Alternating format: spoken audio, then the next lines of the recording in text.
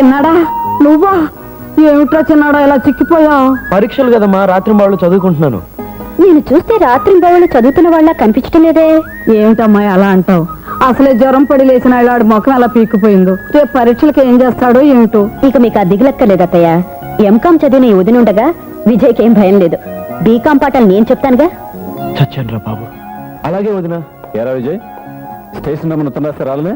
అదా ప్రాక్టికల్ క్లాసులు ఉన్నాయి. బీకామ్ కి ప్రాక్టికల్ క్లాసులా? అదే ప్రాక్టికల్ గా క్లాసులు పొరపాటు లేదు. ఏమయ్యా ఇక్కడ తాగొచ్చావా?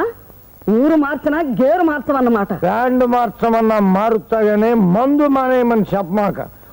ఊరే చిన్నోడు ఎక్కడే ఉన్నాడే. ఎప్పుడు వచ్చావు షెడ్ నుంచా? షెడ్డా? షెడ్ ఏంటి మావయ్య?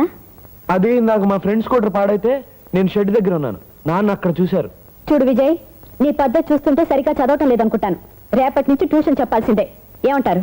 అలాగే. వెళ్ళి కాళ్ళు చేతులు కడుకురా, టిఫిన్ పెడతాను. ఒరే చిన్నడా, ఈడ వదిన దగ్గర సతుకుతా కూర్చుంటే ఆడ షెడ్.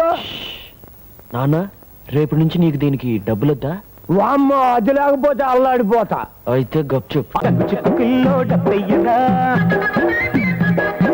టింగ్ టింగ్ పిల్లో టింగయ్యనా,